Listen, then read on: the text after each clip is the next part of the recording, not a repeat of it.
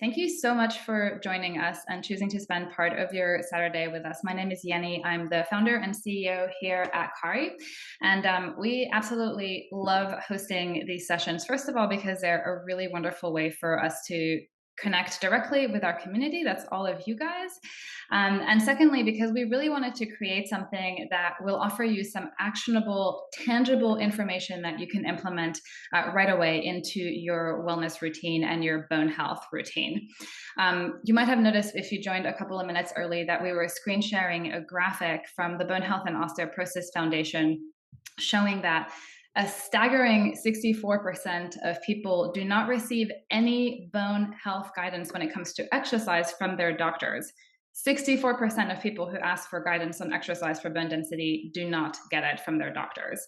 And this figure to me is like actually very, very shocking. But when you think about it, doctors are not exercise specialists. They are not strength trainers. They're not qualified to provide that guidance. There's also a really glaring lack of access. Even if your doctor maybe wants to refer you to a qualified movement professional locally, there probably isn't anybody who can help you in this very specific way. So the conversation gets avoided very, very easily. People start to feel frustrated because they feel like they have such a challenging time accessing the right resources. And in the meantime, you get lost in kind of the swamp of the internet, trying to sort the wheat from the chaff, so to speak, figuring out what is actually effective, what is just a gimmick, what's going to work, what isn't. So we know from our clients, we hear this all the time, that it can be incredibly disempowering to face these challenges and not feel like you're able to get reliable and trustworthy information. So if all of this is resonating with you, or if any of it is resonating with you, then you've come to the right place, because part of the task that we undertake in this seminar is to really clarify what it is that you can do for bone density, what is safe and what is effective. And I want to also make it clear that everything that we say in this seminar is completely evidence-based and research-backed. So we are not offering our own opinions on things. We are giving you the data about what the research says as far as effective and safe bone density interventions from exercise.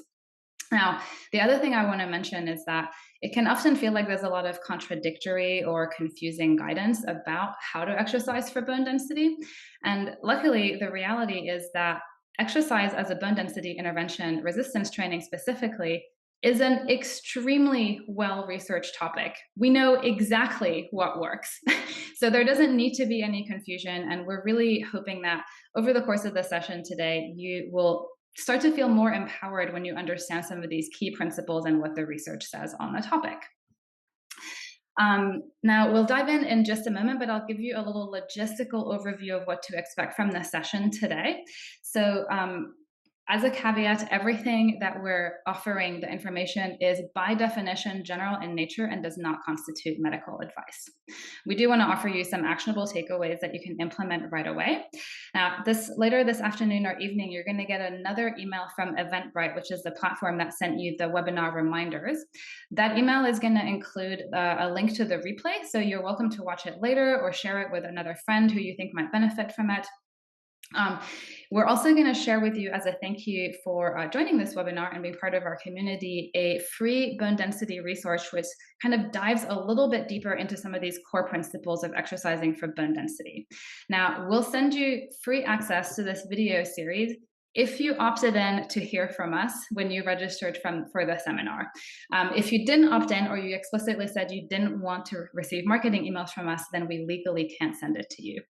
If you want the resource, but you can't remember if you opted in, or you're unsure, but you've changed your mind, then all you need to do is reply to that Eventbrite email and let us know that you want to opt in and receive that free bone density video series guide.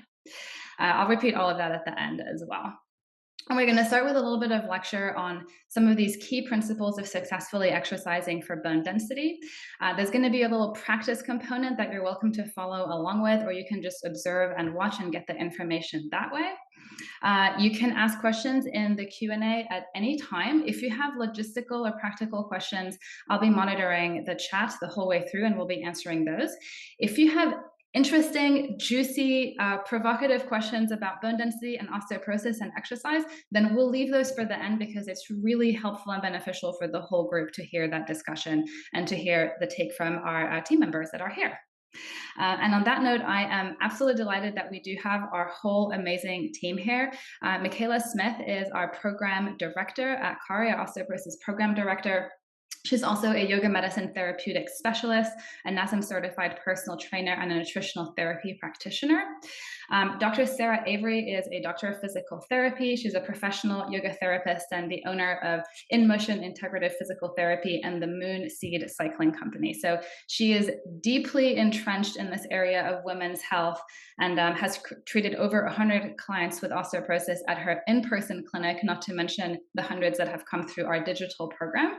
And her expertise integrates physical therapy, yoga therapy, and this very holistic approach to wellness, and emphasizing the importance of strength training for both muscle strength and bone density across all stages of life. And then last but not least, certainly we have Kenny Rhodes. He is the head of our coaching team here at CARI, which means he's one of the people who is directly interacting with our clients, giving them that one-on-one guidance throughout their program.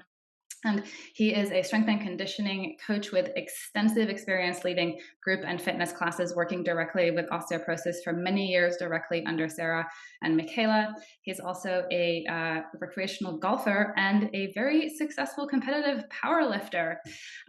Welcome, everybody. Thank you so much for being here. Let's get things started. So Michaela and Sarah, feel free to take it away. Sure. Just give me one sec to share my screen and then we'll get started.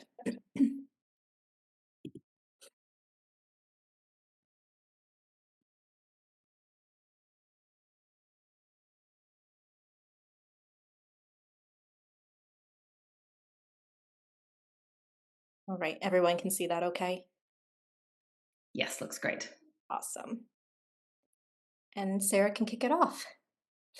Sure. Thanks again, everybody, for joining us and for the wonderful introductions, Yenny. We'll start off by chatting about the reason why you're here. So, what is osteoporosis? And osteoporosis is a condition, as you all might know, where your bones become weaker and a little more fragile over time, and this can increase the risk of fractures. But from my perspective as a physical therapist, it's not just about that bone loss. It's actually about what we can do to help you build strength, improve your resilience, and to also maintain the active lifestyle that you want to live. Bone is a living tissue and it responds very well to stress. So that means that we have the power to influence how that bone health through movement, progressive resistance, and training, impact loading can actually build that bone density. And our goal here is to help you understand how you can work with your body rather than be fearful of this diagnosis, so that you can move more confidently and stay strong for years to come. And we will talk about the cells and the physiology here. So those are some fancy words up there that we will not quiz you on, but it is important to just kind of understand that common language of what is happening on a cellular level. So in our bones, there are um, really two key cells and a third cell that I will mention that play a vital role in maintaining your bone health. These are osteoblasts, osteoclasts, and osteocytes. So osteoblasts are responsible for building new bone tissue, while osteoclasts help to break down old bone. And in healthy bone, this is great because it helps to make room for new bone growth. And the osteocytes, which aren't mentioned on the slide here, these are kind of embedded in your bone matrix and they help to regulate process of bone remodeling. It kind of sends a little message to the osteoblast and osteoclast. Um, so bone loss occurs when osteoclast activity, so those cells that kind of break down bone, outpaces the osteoblast activity, which helps to build it. This imbalance can lead to conditions like osteoporosis, where the bones will become weaker. And this is where you have that, you're more prone to fractures. And then the most common sites for fractures, which is why if you've gotten a DEXA scan, you might notice that you're getting the images in the hips and the low back. Those are some of the most common places for osteoporosis, which can cause fracture. But additionally, the wrist, which isn't as commonly scanned in those DEXA scans. In the spine, fractures can happen in the vertebrae. So if you have an image in your mind of what a spine looks like, it's kind of the chunky parts of bone. And this can really lead to pain and sometimes a noticeable loss of height over time. Hip fractures, especially near the top of the femur, so the thigh bone that kind of inserts into that ball and socket. These are pretty serious, and it can make it hard to move around. This often requires surgery, and then wrist fractures, usually in the radius, so this bone that attaches along the forearm closer to the thumb. Um, this is where you typically would see a wrist fracture if that were to happen after a fall. And these fractures really do show just how important it is to take care of our bones, especially in the areas that bear weight when we move around. And then on the next slide here, I'm just going to chat about some statistics. These are recently updated, so it's pretty current knowledge. Osteoporosis really still, of course, is a big health concern. Though it is affecting slightly fewer people than before, which is a huge win. I hope people are seeing benefits from exercise in that group. Around 10 million Americans aged 50 and older have osteoporosis. Another 44 million have weaker bones, so kind of in that osteopenia range, which does put them at higher risk for fractures as well. Um, Women going through menopause are at higher risk because of those hormone changes, and that hormonal change actually shows the steepest decline about 5 to 7 years after going through menopause. So you might see a sharp decline in your DEXA readings. Osteoporosis can also affect men if you didn't know that, and people with certain conditions, endocrine dysregulation, as well as some arthritis, diabetics, and those who are taking certain medications like steroids might contribute to some bone loss.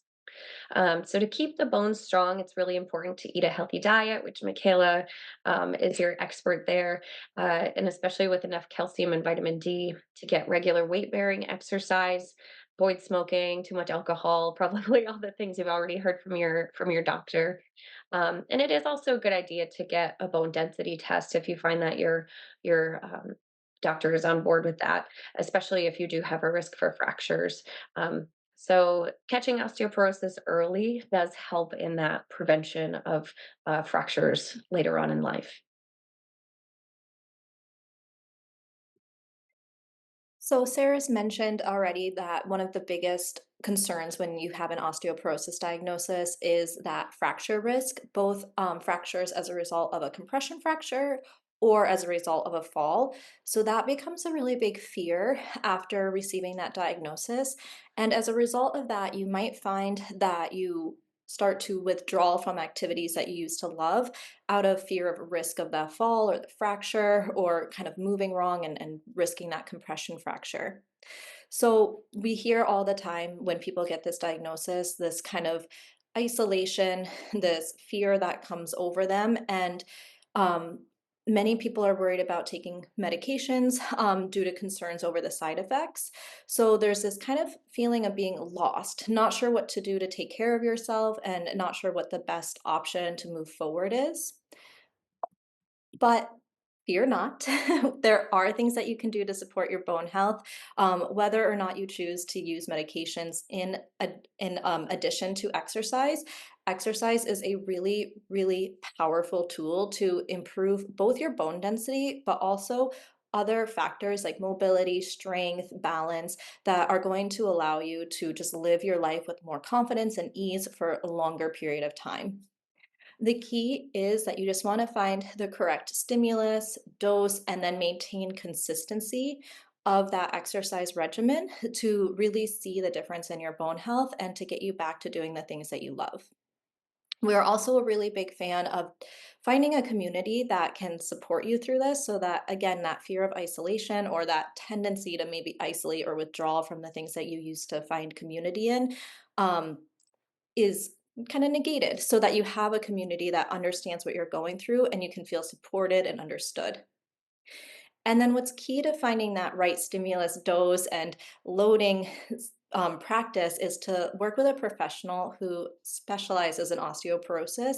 And that's not only going to give you the most effective and safest program, but it's also going to give you some confidence to start to do something that might feel a little bit scary or intimidating, knowing that there's a professional who understands and knows how to work with you to help you really rebuild your bone in a safe and effective way.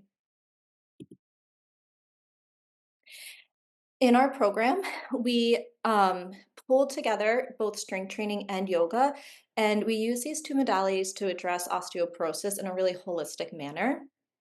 So, strength training comes in because it's a load that acts on those osteoblast cells that Sarah mentioned and starts to tell them to lay down more tissue. So, strength training we use in the for the purpose of building more bone or improving your bone density. And then we pull together yoga because it has a lot of benefits outside of building bone density, such as improving your balance and coordination, improving your posture, and then also working to minimize stress. Stress is something we'll talk about a little bit more, but that effect that it has on the endocrine system can have a play a role in bone density loss. So addressing that stress is actually a really key component in holistically managing your osteoporosis.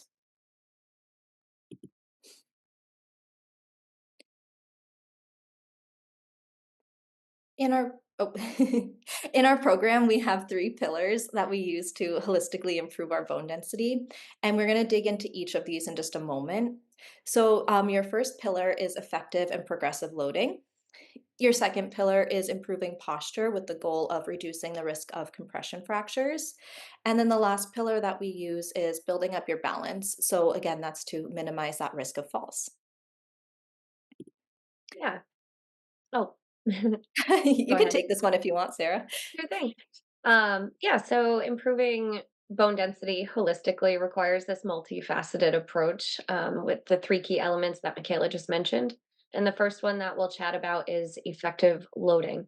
This kind of progressive loading, so adding on weight over time helps to play a crucial role by gradually increasing the intensity of those weight bearing exercises. This does stimulate bone remodeling and helps to build stronger bones over time. And this is Wolff's Law. So, Wolff's Law states that bones adapt to the mechanical loads that are placed on them to become stronger. So, this is why, like running, cycling, dancing, these types of exercises, you kind of see a little plateau because you aren't applying more of a stimulus. So that's why we get a lot of questions about people who have been runners all of their life and are surprised to see that they have an osteoporosis diagnosis. And then three subcategory kind of subtopics underneath Wolf's Law are related to these loading concepts. And the first one we'll chat about is exoloading. So you're kind of getting this um, compressive loading from this spine from the top down. And this can be a load that you're placing overhead, kind of in front of the shoulders, even down by the hips. And even though that weight is placed at various locations relative to the spine, you are still getting that compression of the vertebrae, and that compression in a good posture, a good alignment of the spine allows those osteoblasts to be stimulated appropriately. And then incorporating Wolff's Law, we just want to add on uh, weight over time. The second bullet point here are impact exercises. These are like we're doing maybe some hopping, some step ups, and then marching. Those apply stimulus through ground reaction force, where you're if you were to stomp your foot, you can almost feel a little vibration come up through the long bones of the body and into the spine. And that is the impact that we're looking for to also help stimulate bone density. However, we want to be careful with those. Too much impact, we can kind of go the other way.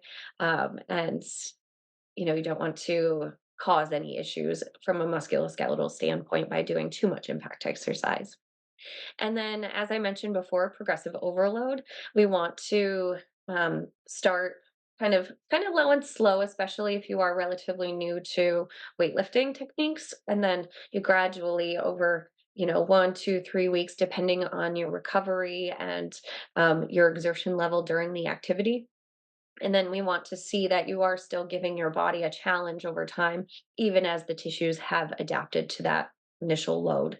Um, so that's progressive overload. And then um, I'll let you go ahead and hop in on those selective exercises, Michaela. Sure. So taking those everything that Sarah just mentioned in mind, when you're thinking about we have these rules that we know improve bone density. We know that they respond to stress to lay down more bone tissue, and in particular, axial load and impact exercises are especially helpful for that bone tissue remodeling. Then we get to kind of have some fun and think about what exercises are going to provide the most bang for our buck when we're really thinking specifically about bone health. So in our case, we pull exercises again that create that axial load. So we use a lot of overhead press, we hold goblet positions, we do farmer's carries. So we pull exercises that are really going to target the bones that we specifically want to make an impact on for osteoporosis. And then Sarah mentioned those at the very beginning of this seminar. So that's the bones of the spine, the bones of the legs, specifically kind of around that connection point where the hip comes into the socket, where the thigh bone comes into the hip socket, and then the wrists as well. So even when we're thinking about axial loading with the wrist, something like a plank, when you're in that plank position and your body weight is coming down into the hands, you're creating that kind of compressive load through the wrist as well. And then when we think about osteoporosis, we also just want to make sure that we're avoiding any contraindicated movements. So in particular, we want to avoid excessive flexion of the spine, rounding forward, and then twisting under high speed or high load. So we take these principles and then we just kind of plug in place and make sure that we're selecting exercises that are going to give you the most bang for your buck with the goal in mind. Yeah, and on to our second pillar here, improving posture. And this is where most people usually sit up in their chair, trying to correct their posture. But improving posture is essential, especially as it relates to osteoporosis. Um, and so proper alignment does help to reduce unnecessary stress on your bones, especially throughout the mid back, through the spine and the neck. And this also helps to prevent any straining and helps to promote efficient movement patterns that support your bone health. And what I mean by this is, if just for an example, if you're at a desk all the time working, you might notice that the head kind of comes forward. It kind of goes toward that visual input. So that the head, if it's leaning forward, about a 15-pound ball on top of your body that your muscles are working really hard to help stabilize and keep upright. And over time, if those stresses just kind of the muscles want to just not function as efficiently there, the shoulders will kind of run forward. And then you do start to see some tightness in the front of the shoulders in that pec region, and also some weaknesses that begin to happen in the neck and the back. So time, we want to help strengthen those back muscles through progressive loading, and then also open up across the chest through exercises like yoga, which we'll talk about a little bit more later on. Um, so we really want to pay attention to this. And posture as it relates to strength training, we want to look at it in three different ways. And posture isn't just about the spine; it's also shoulder position, hip position, throughout the entire body. So all of the steps that I'm going to discuss are related to the whole body. So our entire body plays a role in posture. Step one is mobility. Mobility is the position in which the joint can move. If you have limited mobility, it's possible that you might not be able to reach, say, a dumbbell up overhead, because the joint capsule just kind of can't get there. The first thing we want to work on is mobility. So that's why in the beginning of our program, we're kind of doing lighter weights and making sure that you can get through those functional movements before we move on and start to load you up. And that leads us to step two, which is stability. Stability is the ability for your joint and muscles to hold a position for an extended period of time, even if you have an external force going against you. The first thing that comes to my mind is that example of keeping your head over top of your body, and that requires a lot of stability in the muscles of the neck. Additionally, we think of, core strength and building up our six pack abs, but that's really not the case here. So stability, you can give yourself some great stability around those core muscles. So your entire trunk, including those muscles around the hip, which are also part of your core. And then additionally, we also want to make sure that you're finding stability in the ankles and feet, which I know we're not really thinking about that area of the body when it comes to osteoporosis, but these are the joints that help to keep your body upright. So this will help you overcome obstacles, when we're considering risk of falling, and having good stability in the muscles of the feet and ankles will help you stay nice and erect, stay strong throughout the entire body. And then after we get our mobility and stability, then we're working on strength. So this is where we can gradually add in some more weights to help move. So you're essentially moving a force from point A to point B. And my favorite example of this, because it's so easy to visualize, is a bicep curl, where you have a weight in your hand out in front of you, and then you're able to draw it up toward the shoulder, bending that elbow. So we're creating some resistance. In the hand so that we can strengthen that bicep muscle. And you can do this all over the body for all the muscle groups. But the important thing here to know is that we are not running right into that straining and loading our muscles. We want to gradually build up to that through mobility, stability, and then we can work on the strength element. And I think that's something that really makes our program unique, is because we're not just jumping right into that. Because it really could, if you did and you weren't quite ready for that level of strength training, it could place you at risk for other musculoskeletal injuries, which is, not great when you're trying to do one thing for your health and then you kind of have a little setback there. So that's very important to consider. And then yoga's role, as I promised we would talk about, of course, you have the physical benefits of the asana, or the poses that you're doing, but it also helps to bring body awareness. This is great for balance, because you have to position your arms or your feet in space, and that helps to strengthen those neural connections in your joints and ligaments to the brain to say, hey, this is where I am in space. And that repetition over time through a consistent yoga practice will help you achieve good balance for the long term. And then last but not least, yoga also helps with breathing, which you don't think that the breathing elements are that important when it comes to osteoporosis. But I think the first connection that we could make here is good breathing equals good posture in most cases. When you're deeply breathing, you're sending that inhalation all the way down into the base of the lungs, hopefully, and it's creating this expansion and contraction of your rib cage. Now, your ribs are connected to that mid back, and those are the bones that we're really heavily concerned with when it comes to osteoporosis. So, if everything is kind of moving nicely there and you're able to breathe in an erect posture, then you're also supporting your bone health in that way. And additionally, we want to consider the that breathing helps to stimulate your vagus nerve, which kind of brings your body into this restful, peaceful state.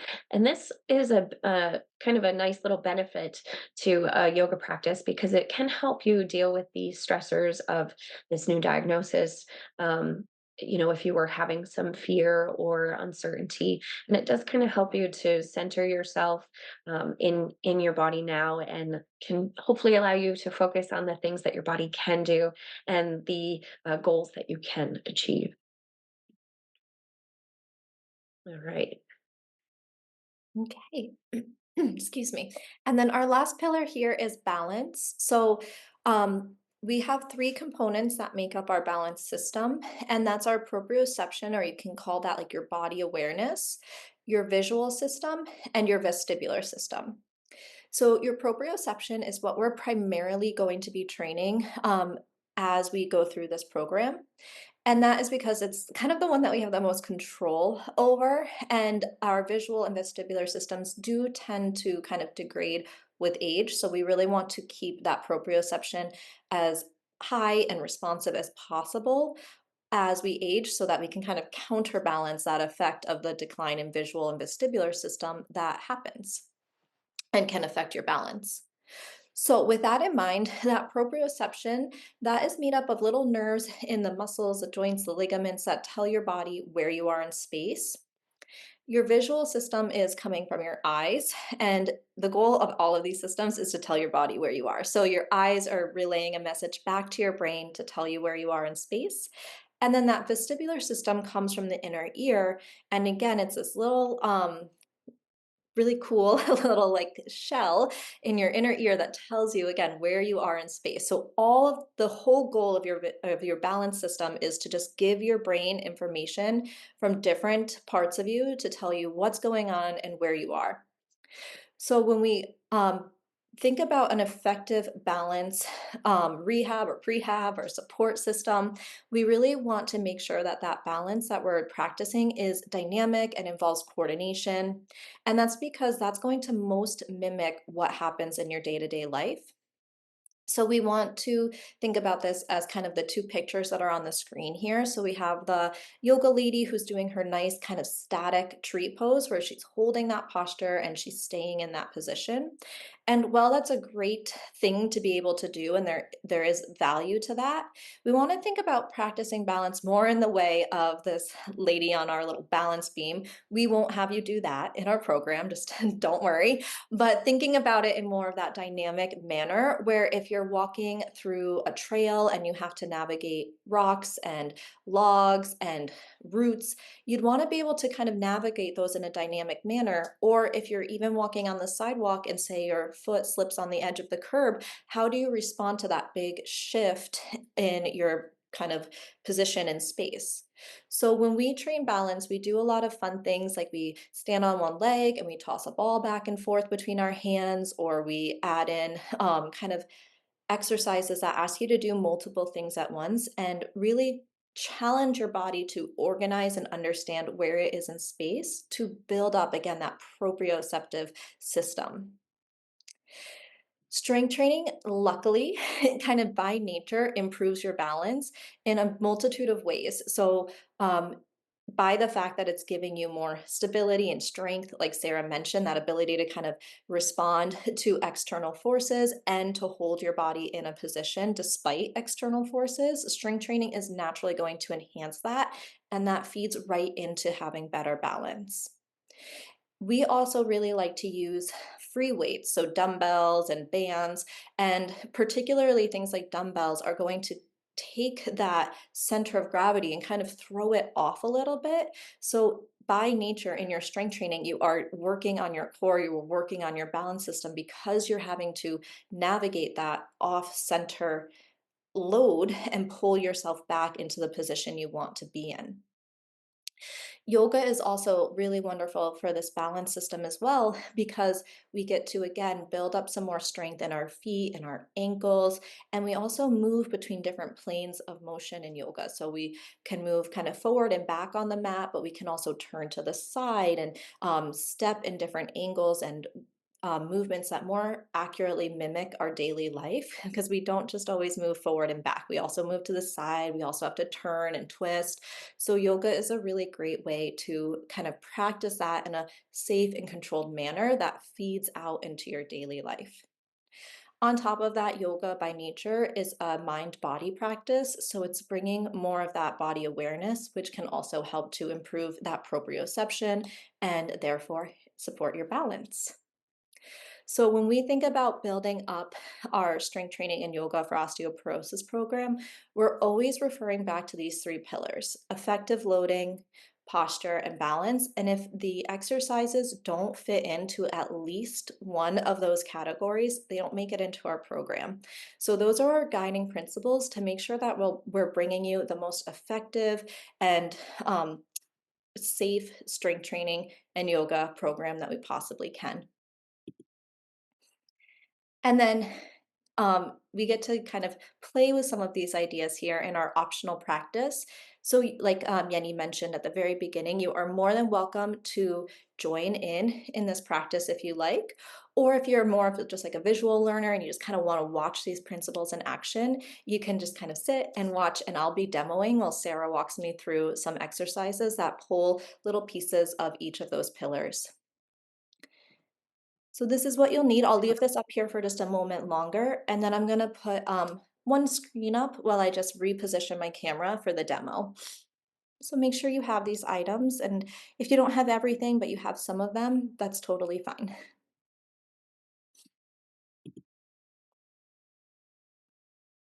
And I'm just gonna pause my camera, pause my audio for a moment while I position myself for the demo. And just hopping in quickly to say as well that Michaela's put up a slide showing our upcoming program start dates. May and June are currently open for registration. You can easily find out more about our program, instructed by Sarah and Michaela, by opening the camera app on your phone and just pointing it at this QR code on the screen here. It'll take you directly to our website, and we can share that towards the end of the session as well. And pop the link in the Q&A for you. For anybody who is interested, feel free to ask if that's the case, and I'll go ahead and put the link there just in case also.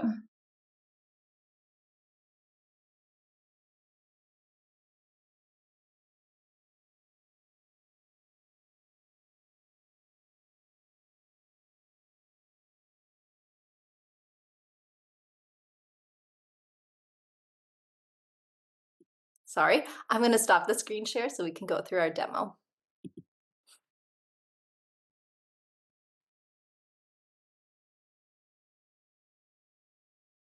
All right. Thanks, Michaela.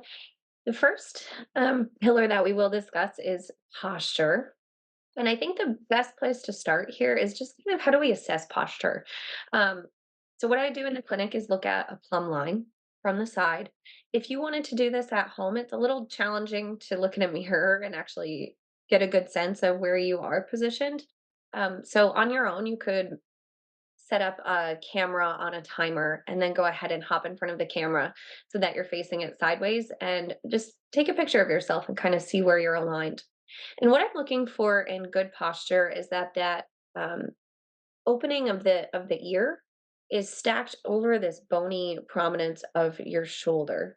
First things first, and then we're kind of going down the body here, and then we want to make sure that the shoulders are stacked over the hips, along with the rib cage being stacked over the hips. And then we're kind of scanning down and making sure that the hips are stacked over the ankles.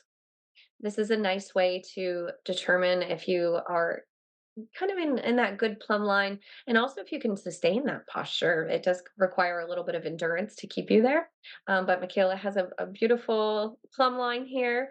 And I think that the next thing that we want to chat about is how to engage your core muscles. And you might be feeling this a little bit when you're trying to stack that rib cage over the pelvis here. But if everybody could come down to the floor and lay on your back. And I'll teach you how to engage a muscle called your transverse abdominis, which is kind of this band-like um, muscle that is below the belly button, but above the pubic bone, and it kind of wraps around your torso and kind of protects that low back. So you could see that this is a very important muscle to learn how to engage. First, we'll start off by making sure that the neck is nice and relaxed along with your shoulders. And then we want to, if you can, go ahead and place your hands just below the belly button, but above that pubic bone. And if you give yourself a little, trying to clear your throat, you might feel that that muscle wants to press up into those fingertips. Now, that is your transverse abdominis muscle. And that's the muscle that I want you to engage when you are trying to kind of flatten your low back toward the floor. And some good little cues that I like are pretend that you're trying to button up the top of a tight pair of pants with a little squeeze across your lower belly. And also imagine that you're lifting that pelvic floor and are gently hugging your belly from the inside. When you're doing this, keep holding and try not to flare your ribs out. So we're trying to keep that rib cage kind of knit down. So you can see that Michaela is kind of exaggerating a little rib flare here where it pulls her spine off the yoga mat. So if we can kind of hug that rib cage down and make it a little bit heavier um, while we're activating that core.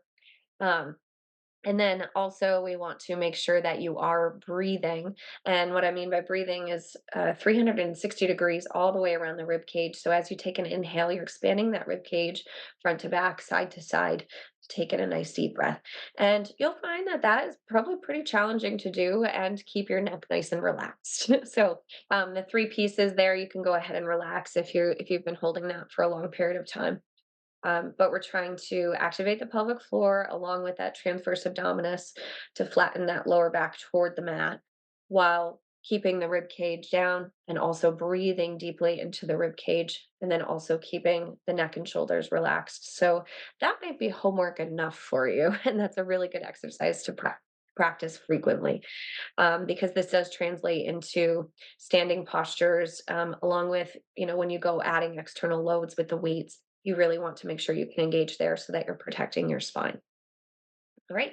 And then we can hop up to standing and we are going to discuss a hip hinge versus a squat. And this is particularly important because it teaches you how you can pick things up from the floor. And Michaela is going to demonstrate with a wooden dowel here because it kind of gives you a nice external visual outside of the body. For a hip hinge, she's keeping the spine nice and long and offering herself a slight bend in the knees here, and then imagine that you're kind of sending your bottom toward the wall behind you as you hinge at the hips. And again, you can see that she's really keeping that spine nice and long. And then to return back to that standing position, she's engaging the muscles behind her hips, also behind the tops of also behind the thighs. And then if you want to go through a couple of repetitions of that, Michaela, just so people can get a little visual there. So really most of the movement is kind of this up and down rocking of the torso while maintaining good spinal alignment. Um, this movement is meant to really pull in that strength from the back of the hips and hamstrings. Thank you. And then you can go ahead and take that dowel down and we will discuss a squat. So this is a little different from a hip hinge. A squat, you'll take those feet hip distance apart. And although you are still bending the knees and kind of sending the bottom back, it's the bottom is you're thinking about less going back and more about going down. Now, notice that Michaela's gaze is upright and forward. Her chest is lifted. She is not looking down toward the floor. So if you could imagine you had a logo on your t-shirt, it's not heading down toward the floor. You should be able to see it the whole time going through a squat position. Now, this takes the force and kind of moves it. It's still in the glutes, the area behind the hips, but it's also bringing a little bit of strength more toward the tops of the thighs rather than the backs of the thighs.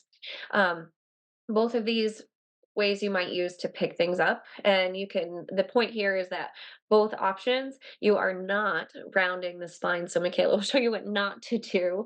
And hopefully that just makes all of you kind of like cringe and you don't want to do that anyway. So that becomes particularly important when you are reaching for a weight and that you're picking up from the floor, because once you start to add external load, um, you are increasing that intra-abdominal pressure around the back, and that could make you susceptible to unwanted injuries. So that was a very nice example of how to pick up the weight from the floor using the squat. So if you wanted to go ahead and do that again, Michaela, that is Perfect example. So she has her chest lifted. She's using the hips, really pushing through the feet to pull to stand. And notice that she's standing up all the way when she ends that squat. If she's kind of hanging out with the hips still in a hinge position, that will put some unwanted strain on the low back. And then if you want to demo what a hip hinge looks like with the weights. Yeah, and see how her chest does come down here where the spine does still stay nice and level, but she's kind of sending her bottom toward the wall behind her. Okay, so hopefully that allows you to kind of visualize the hip hinge while maintaining good posture. And if anybody wants a little bit of homework after this, you can practice that core engagement exercise that we just did. And now we'll move on to our pillar of balance. And the first thing that we'll do is kind of a more of a static balance exercise. If you know that you have pretty good balance, you can feel free to grab onto a pillow so that kind of offers you a squishy surface to stand on.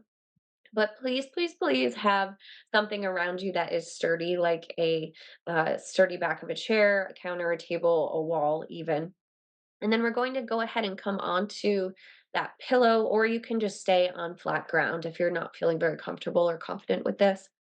And then go ahead and shift over to one leg and hover the opposite that foot and try not to hook it around your calf muscle on that standing leg. So you really want it nice and free floating. Um, and this is where you might notice that the ankle does kind of start to wobble. This is great, actually. It's not a sign that you have poor balance. It's a sign that your body is working to do what it needs to do.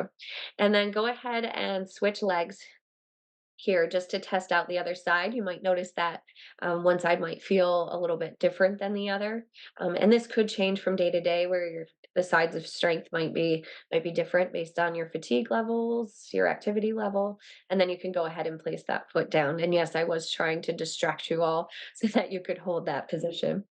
And then, so that was a demonstration of a static balance activity. Now we'll move into a little bit more of a dynamic balance activity where you're balancing, but also moving through space. And now this is more applicable to a life situation where you kind of are moving through your environment and need to maintain good balance. Go ahead and grab onto your pillow, and you can use the length of a hallway or your free space in your living room, wherever you are. And we're going to put the pillow out in front of you, kind of at chest level here, and really reach it out so it pulls that pillow away from your base of support. So you have to turn on your core. And then Michaela's going to march moving forward. So as she marches, she's going to turn that pillow toward the leg that's upright. And then go ahead and bring that pillow back to center, place that foot down, and then we'll advance forward to take the other side and twist toward that leg that's up. Now, this is meant to be challenging. Do not be discouraged if this is not feeling like it's coming easy to you. Michaela has a lot of practice with this one. And yeah, if you do have a shorter space in your environment right now, you can just kind of pace back and forth. But try a couple of rounds on each side just to get a sense of what this feels like to cross midline, to hold that stability. It requires a lot of that core. Also, good spinal alignment here is helpful. So you can see that we're kind of blending the posture piece along with the balance piece with this one. So hopefully you have a good sense of a static balance activity and a dynamic balance activity. And now we'll move on to our third and last pillar, which is strength. These will all be wearing a weight vest. If you have one, you don't need a weight vest right now, but Michaela will go ahead and pop hers on. Um, and while she's doing that, I'm just going to note, the safety of putting on a weight vest. You want to keep it nice and close to the body as you're sliding it over one shoulder and then the other. And then and it's kind of like you're putting on a backpack. And when it comes around both shoulders, she's just going to secure it with the clip in front of her. And when that's fastened, you would just want to make sure that you have enough space underneath the straps up on the shoulder area, also down just beside the breast tissue, so that you don't feel like anything is cutting into any of those vulnerable tissues. We have a lot of nerves, blood vessels, even lymphatic tissue that we just want to be mindful of. We've never had a problem with anybody wearing the weight vest that we've heard of. But if you were to ever experience any numbness or tingling or discomfort, chances are that the weight vest needs to be sized appropriately, or you might just need a different type of weight vest.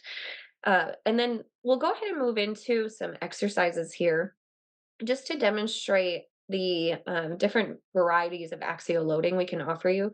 So Michaela, just by her wearing this weight vest, she's already giving her spine an axial load because that load is kind of creating a little bit of pressure down through the spine and even into the hips. But then we can go ahead and layer on this axial loading principle by grabbing a set of dumbbells, and we'll go ahead and put them in the racked position, we call it, where the dumbbells come up to the shoulders and the dumbbells are parallel to the floor.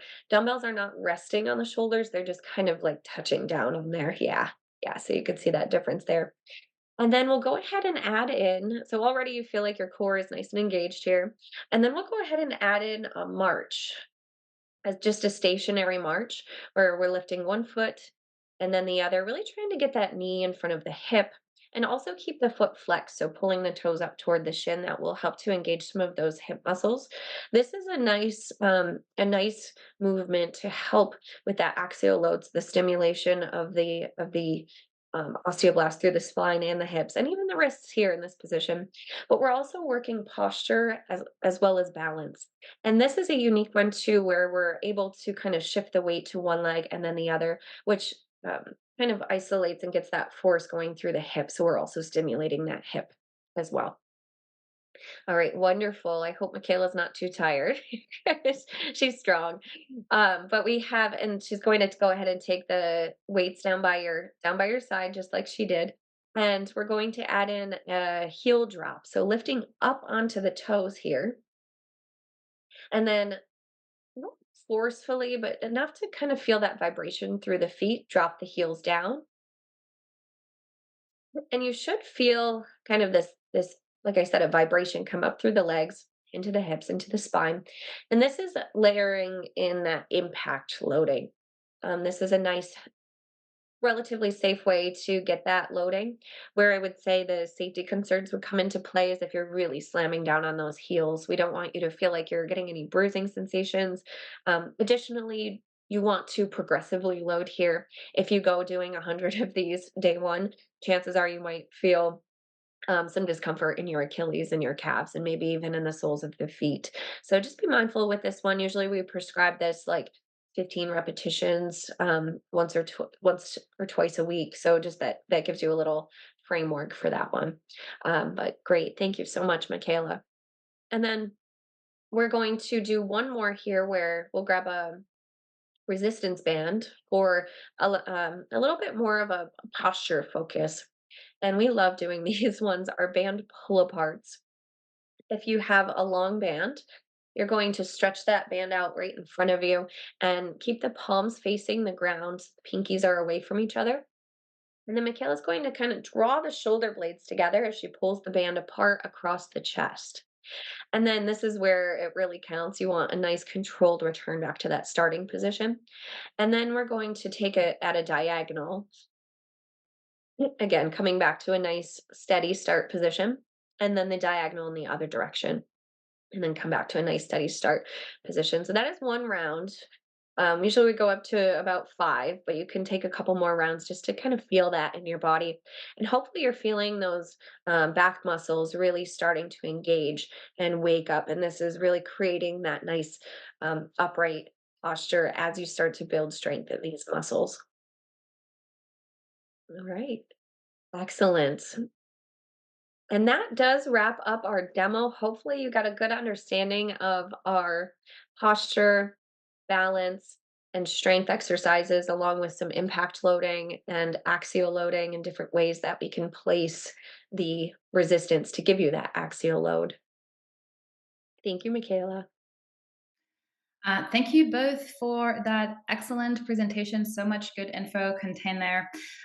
Give me a couple of moments just to pin everybody back as needed. Here we go. And we're going to move into the Q&A section. Thank you to everybody that's already popped such great questions into the Q&A. Feel free to keep dropping your questions there. As we start going over the questions, I also want to pop up a little poll for everybody. We mentioned at the start of the seminar that there is this very large percentage, 64% of people who ask their doctors for exercise guidance for osteoporosis do not receive any guidance at all. So we are very interested to hear what your experience with this has been. So I'm going to launch a little poll here. It's just one question. It should take just a couple of seconds to answer. And we would love to hear from you how much exercise guidance you've received from your medical providers if you have asked them about it. And I see it popping off already. Thanks, everybody. That's so cool. This is really helping us. We want to understand our community and the challenges and the needs that you guys are facing with your osteoporosis diagnosis and your bone health. So answering this poll is very, very helpful for us. So let's get into some of these amazing questions that we already have here. Michaela, I believe this one is for you. Should strength training and nutrition go hand in hand for better bone density, or can strength training alone minimize the risk of bone fractures? I would say creating, obviously, you're going to get more bang for your buck if you're doing both. However, I have seen people make no changes to their diet and start strength training and see improvements. But if you really want to be hitting it from all of the different angles you can, then yes, you should consider nutrition and just really broadly making sure you're getting enough nutrients, so enough calories to each day, enough carbs, proteins, fats, and then eating a wide variety of whole foods. So that can be animal and plant-based whole foods, but that's going to give you just a really great starting point to make sure that your diet is nutrient dense. Perfect. Thanks so much. Somebody is asking whether, well, actually, I'll put these two questions together because they're kind of related. Maybe Sarah, you can answer these. The question is about whether down dog in yoga is a bad shape to do. And the second one is, why do we choose yoga over Pilates? Hopefully that question was answered to a large extent when we did talk about the different benefits of yoga. But Sarah, maybe you can tackle these two questions. Sure. Yeah, and I think the easiest one to start with is the yoga Pilates question. We do actually get this probably once in every seminar Q&A. Um, but it is a great question, and I do think Pilates has wonderful benefits. I personally love Pilates myself, but I do really enjoy the mindfulness and breathing aspects that you get with a targeted yoga practice. Additionally, with a yoga practice, there is more emphasis on balance because you are considering those slower transitions to and from the different poses. And additionally, sustained holding of those poses can help to create a little more tensile loading, so that kind of pulling on the bone, so that we are stimulating some bone growth there. Um, Pilates is great, and honestly, I do feel like some of the movements that are in the exercise component do kind of mimic some exercises that might be in a Pilates class. And I think like bird dogs and planks and those types of movements. So you are still getting some overlap there. Um, and then the downward facing dog question is a great one. I actually love incorporating downward facing dog into our programming, just because you're working so many weight bearing you're weight bearing many of the joints when you're in that downward facing dog. For those of you who are unfamiliar, if you are kind of facing your belly down toward the yoga mat, and then you lift the hips up, so you're almost creating this upside down V, or like a triangle shape.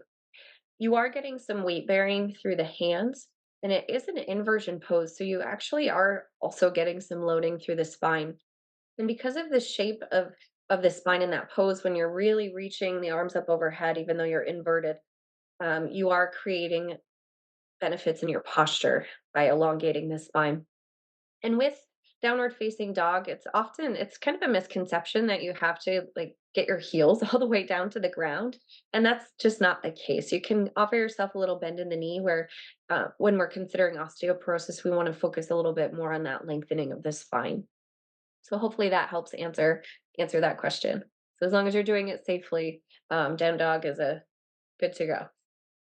Awesome answer. Thank you, Sarah. And yeah, just as a general addition to Sarah's answer, for any exercise or movement modality, if you have osteoporosis or osteopenia, then we absolutely recommend working with an instructor or provider who has a specialty in osteoporosis. There's certain things in a regular yoga class that an unqualified yoga instructor might not know to give you cues about, and in a group setting it can be really difficult to account for these individual needs like low bone density. I'm going to jump ahead, but we're not skipping any questions. I just want to throw this one Kenny's way, because he is coaching our groups one-on-one, and I'm sure deals with this question a lot. This comes up often. So this was during the squatting component of the movement demo. Somebody said, this is difficult for bad knees. Any squat suggestions for bad knees? Yeah, absolutely. Great question. And this is something we deal with on a regular basis. So, my initial gut reaction is to say squatting is still a beneficial movement pattern for you, regardless of, how the knees are feeling. Ways that we can tweak that are our depth and our control throughout that movement. So, how far into that squat are we getting before that sensation or that pain kicks in? There's nuances to it depending on what's going on with the knees. But I would say that the squat is still a safe maneuver with that knee pain going on. We want to work right up to that threshold of that discomfort and then continue to kind of increase our range of motion as our body permits. So avoiding the movement pattern of a squat altogether will not help strengthen those knees. So I hope that makes sense for what you were looking for. But it doesn't mean that we can't analyze your squat in particular and then make a change based on how you're feeling. Yeah, that's a great answer. Thanks, Kenny. Especially, I think we often highlight the fact that better muscular support for any joint is going to alleviate discomfort in that joint and improve that joint's function. And the same is true for knees. You're strengthening all of the supporting musculature for the knee in a movement like a squat. So it is all about working with an instructor and a format that they can cater to your individual needs.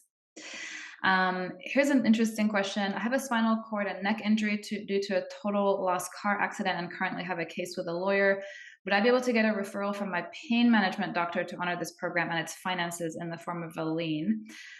So we can't comment on your legal situation, and the referral depends entirely on your provider and your insurance situation. We're not a pain management program per se, although exercise and strength training are very effective pain management strategies. You can get a letter of medical necessity if it's lining up with the purpose of the program. So if your doctor were to be able to write you a letter of medical necessity stating that an osteoporosis or bone density program is medically necessary for you, then depending on your insurance plan, they may reimburse you. And we do also accept HSA and FSA payments, and are partnered with a platform that lets you get the letter of medical necessity conveniently directly as part of the checkout process. Feel free to reply to our follow-up email later if you'd like more information on that.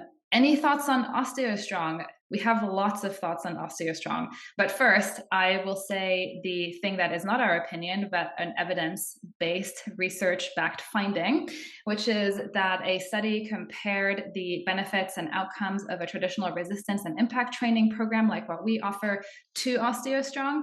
And the traditional resistance training program improved bone density, whereas the OsteoStrong intervention did not. So that's the kind of very objective finding of the study.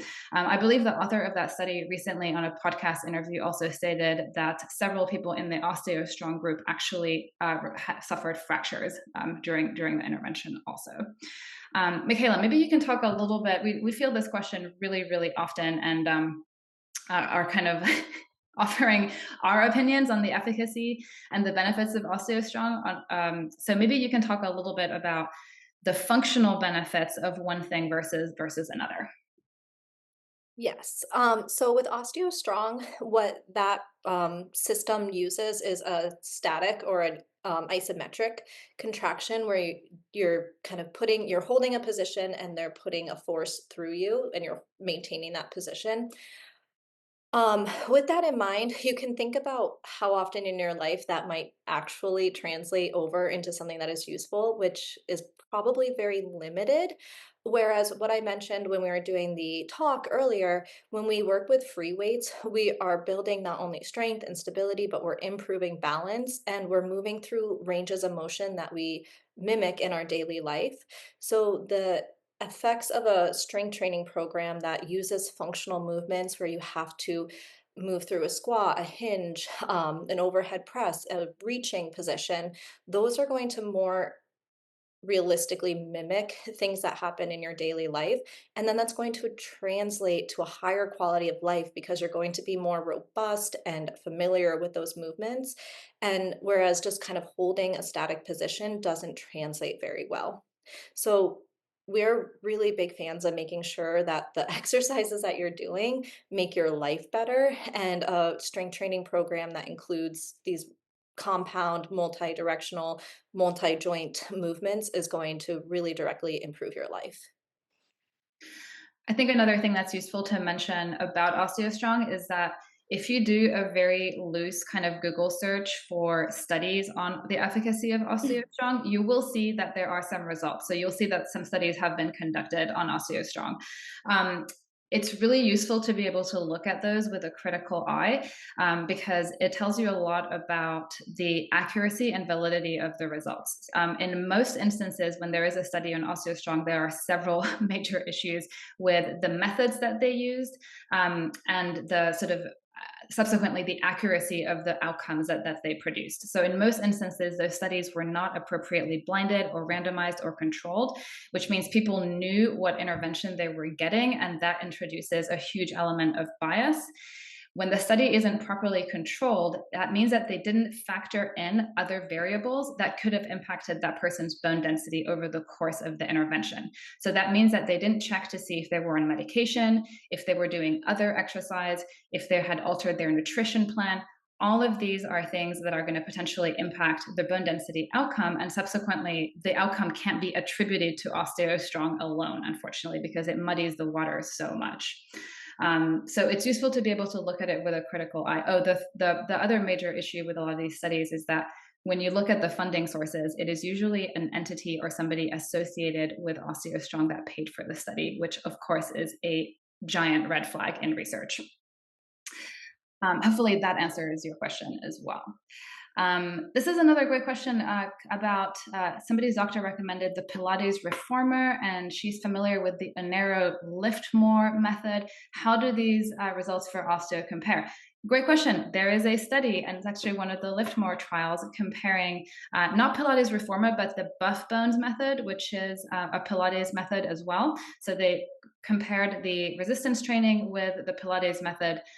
Resistance training successfully improved bone density. Pilates did not. And in fact, I believe there were several people in the Pilates group that actually lost bone density during the intervention. That's not to say that Pilates isn't a great exercise method. If you enjoy it, it's just not an effective bone density intervention. Sarah, maybe you can tackle this one.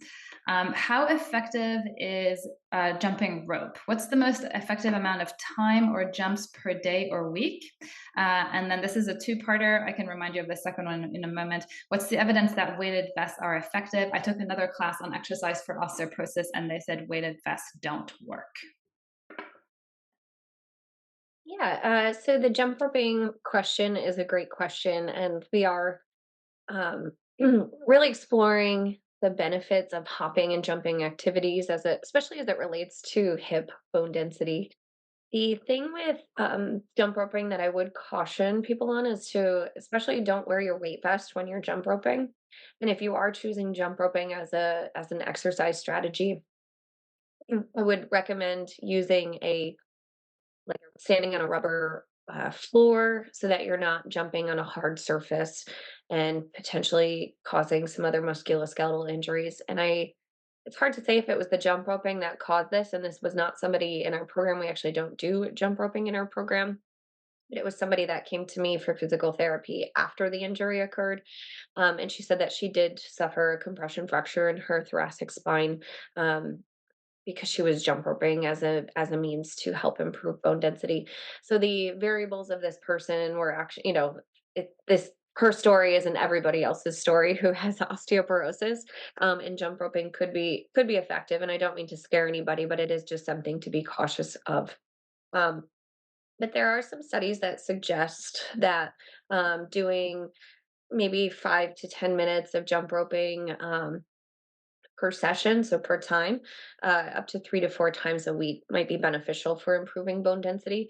But again, when we're considering bone density, as Yenny alluded to with the other studies that she was just discussing regarding OsteoStrong, there are so many variables to consider. So we would need to see some more specific studies done on jump roping solely for osteoporosis, and we just don't have that information at this time. I wish we could do all the studies. It would be really great in the field of osteoporosis, but time. This lifetime, I don't think we have enough time to do all of that. And then to answer your question about the weight vest, um, there are many studies out there that discuss weight vests, and I would be interested to see, kind of throw that back the other way and say, is there any research that they know of that shows that weight vests don't work? Because I can say that, even in our own program, we are seeing significant improvements in bone density, especially in lumbar density. And we incorporate weight vests for 10 minutes twice a week and do encourage people to walk with their weight vests. So it is difficult to say that it doesn't work, but we are incorporating other strength training um, workouts. So it is, tough to say, but the weight vests don't work. I think that is a pretty bold statement. I would question that pretty heavily. And I think this is a good time to full circle it back to the lecture where we're discussing this concept of axial loading and this basic physiological principle of Wolff's law, which states that bones respond to compressive loading, which is why all of the movements that Sarah and Michaela were just demonstrating, where we're positioning an external load above the level of the target tissue, that's creating this healthy compressive force on the bones. And that is what's stimulating the bone density adaptations. That is exactly what you are doing when you place a heavy object of the weight vest over your spinal column and your hips. You are stimulating bone density gains via this axially loaded stimulus. So again, like Sarah said, I don't know why it wouldn't work. And there are actually plenty of studies that look at the effect of weight vest use on bone density. I remember one off the top of my head where they looked at walking on a treadmill versus walking on a treadmill with a weight vest, and clearly one had better outcomes than the other. And there's lots of studies on this. We really recommend looking up like an AI search engine like Perplexity, which is a research engine that lets you find studies with direct references really easily. And even something like Google Scholar is really great for looking up relevant studies on any topic that you're interested in. We get a lot of questions about the weight vest in general. Kenny, maybe you can answer just a couple of questions, like the specific type that we recommend, how many pounds we typically recommend, how do we go about the implementation of the weight vest as part of the program, and how do we size it? Yeah. Okay. Yeah, I'll try to lump all that in one response. So, the answer to what weight vest do we recommend? The answer is the one that fits you the best and allows you to either have a progressive load, which means it's maybe adjustable from one weight to another, or ideally it fits well and is snug and isn't cutting off and hurting any important tissues, and that it's something that you can feel comfortable and confident in while you wear it. So it's generally they're one size kind of fits all, but that doesn't necessarily work. So depending on your body shape or your body type, you might try one style and say that doesn't work for me and try another. I also saw a question in the chat about ones that go over the head and load in the front and the back. We think those are great as long as we can keep a consistent load in the front and the back. We don't want to have 10 pounds loaded in the front and none in the back so that we end up in that flexed position. So evenness is pretty important in terms of the load of the vest. And again, just something that fits you very well and is comfortable. And then in terms of the load, We typically start our clients out around the 16-pound mark, and that depends based on their size, their weight. So it does change. Some clients are on the more petite side, so we may recommend something like 10 to 12 pounds for them. Um, but I would say generally most people fall in that 10 to 16-pound range, and it is all about kind of dosing that exposure. So 10 minutes a day, twice a week in our in-person program, or 10 minutes 4 times a week in our online program, depending on where you're at. So it's all about building that exposure to it, wearing it for short bursts, and getting used to that load. As you get stronger, you can add more weight. But the worst thing that we can do is start too heavy too fast, kind of like what Sarah alluded to. If you try to wear the weight vest for 2 hours on day one, you're going to be extremely sore and probably have some content against that weight vest in the future. So it's all about starting small, making sure that you're comfortable, it fits right, and that it has an even load from front to back. Did I miss anything, ladies? I think, I think that was perfect. Yeah. yeah. And Linda is also asking about whether it's okay to walk with a weight vest. And I know Michaela has a perfect answer for this. So thanks, Kenny. Mhm. Yes, you can walk with the weight vest, and like Yenny just said, there's that study that shows that that is, an effective strategy for improving bone density. But we always tell people, as far as you go, you have to come back. So we've had stories of people having to stash their weight vest on the side of the road and come back and get it. So just start really small, go around if you have like a cul-de-sac or just a small, stretch of space that you can walk, make sure that you feel comfortable and confident, and then just build up that length of the walk gradually so that you don't end up needing to call for help or, or come back for your weight vest later. Yeah, I like the as far as you go, that's how far you have to come back. So it's double how far you went. This is a great question. Are weighted deadlifts contraindicated? Sarah, maybe you can talk about this because I can easily see how a deadlift sounds like a really scary and potentially dangerous thing to do with low bone density. So maybe you can talk a little bit about the type of loading that it provides and why that's like functionally beneficial in the context of low bone density. Sure. And this is really a great question. And it's the concern around this type of movement is why we incorporate it into the programming. So two things. The as Yenny just mentioned, it is a functional movement. You have to be able to deadlift to pick up a laundry basket. You deadlift to pick up grocery bags from the ground. If you drop them down on the ground to open up your door, you deadlift them to come back in. And I can think of many other examples that you're in which case you are deadlifting during the day. When we were doing our demonstration, Michaela showed a really wonderful hip hinge and keeping that spine nice and long when she used the dowel. And this translates directly into the deadlift and having good form with the deadlift.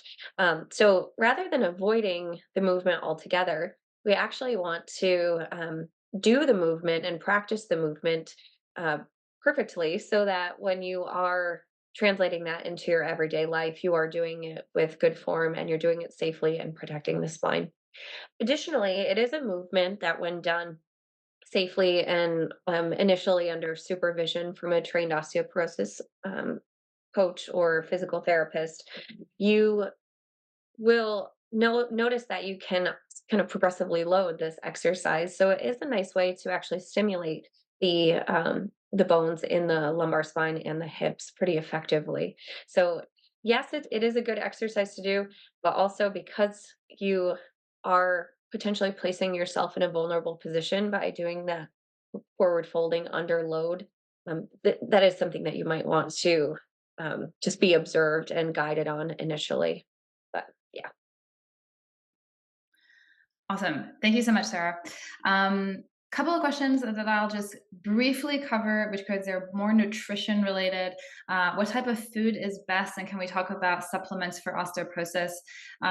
So that's not quite in the scope of this webinar, which is really more about the exercise component. And Michaela, who does offer nutrition therapy services, would also tell you that The answer is it depends on your nutritional profile and your own deficiencies. So it's incredibly difficult to make blanket statements about what's helpful because it just does depend on your personal situation and your goals. But again, feel free to respond to our follow-up email. And if you're interested in pursuing nutritional therapy services, then we'll be more than happy to connect you with Michaela, who can help with those types of things. And then we also have a question about the use of vibration plates. So this is something that comes up pretty often as well. I want to take it back to that concept of compressive loading, the load being positioned above the level of the target tissues. So with the vibration, that is coming from underneath you. So it's the force is incorrectly positioned relative to the areas that you want it to be impacting. The vibration also has to travel through all of the soft tissues of your feet and your legs and your hips to reach the actual thigh bones and the bones of the spine. So the force is going to dissipate significantly and be even weaker by the time it reaches those target tissues. The other thing that we mentioned was that we really need the loading to be progressive and to become increasingly more over time, more challenging over time, which is not really something that you can do with the vibration plate either. So this is just not a very well-researched thing, and there isn't a ton of evidence that it's effective. If it's something that you enjoy, of course, we don't discourage it, but we just think it's useful to know, how you're using your time and what benefits you're getting, so that you can make smart decisions about how you're choosing to spend your time in order to gain those bone density adaptations. Tanya said, my doctor told me to do weight-bearing exercises. I asked which one specifically. She said to Google. Yeah, we get this a lot. Yeah. And then you look at Google and there's like 1,000 different things, and it's hard to tell which ones work. So hopefully this has provided a little bit of clarity about that. Okay, Michaela, maybe you can tackle this one. How does your program work? Is it all video? Is it a group presentation or individual? How flexible is the viewing? Awesome question. Yeah, so logistically, our program is delivered through an app called CoachRx.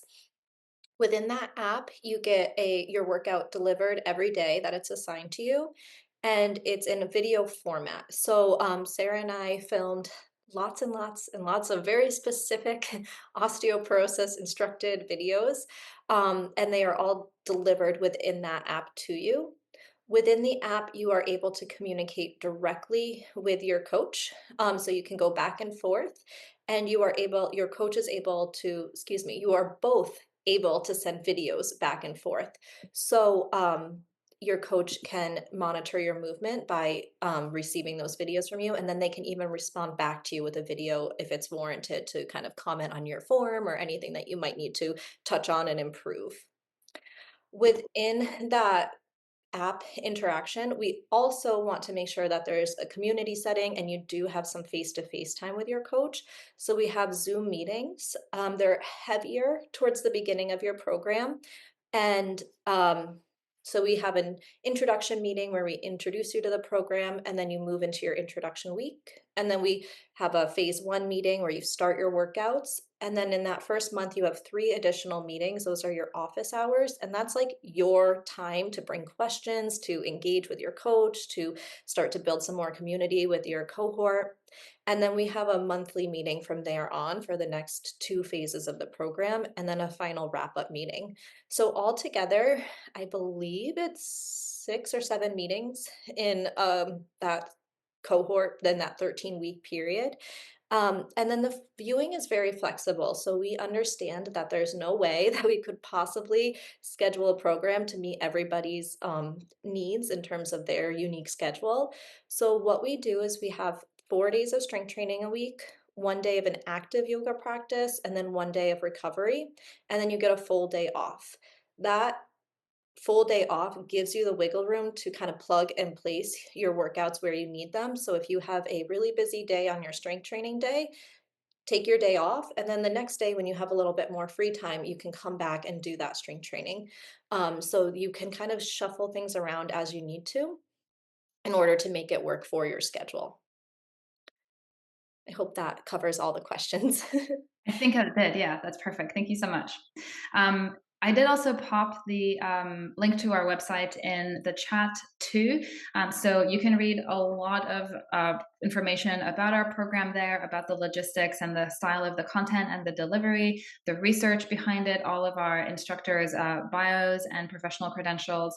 Lots of free resources there as well. So feel free to head on over there and see what other questions might be answered. Um, this is a great question too, Sarah. Maybe you can tackle this one. Is there a safe way to do rounded forward folds with osteoporosis? I have been doing daily power vinyasa for years and I don't want to give it up. The good news is you do not have to give it up. However, you can make some mindful shifts toward maintaining the integrity of your spine for years to come so that you can keep doing a safe yoga practice. Um, we're not necessarily thinking about discussing eliminating forward folds, but rather just thinking about elongating the spine during forward folds. For example, if you are in a seated position with the legs stretched out in front of you, reaching up, and then as you hinge forward, maybe think about keeping that chest lifted and the spine long rather than really collapsing forward and rounding through the spine. And it seems like that might be a step back in your practice, but you actually are getting a lot of benefits by doing these poses in other ways, where you're actively engaging through the core.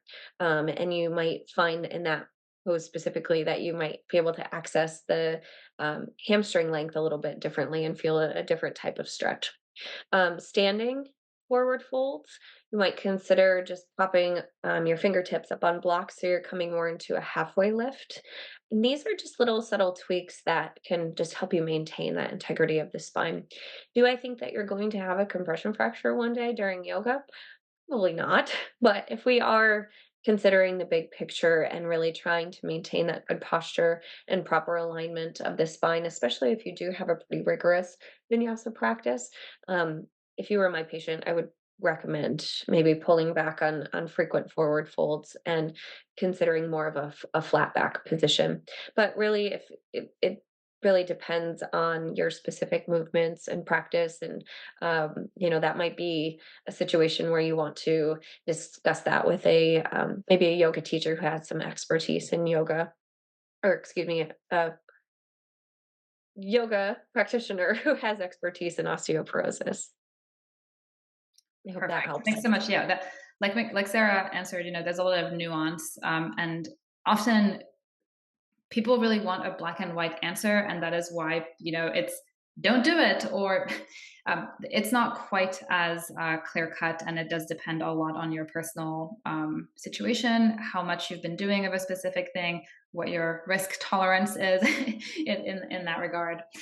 So lots of factors to consider.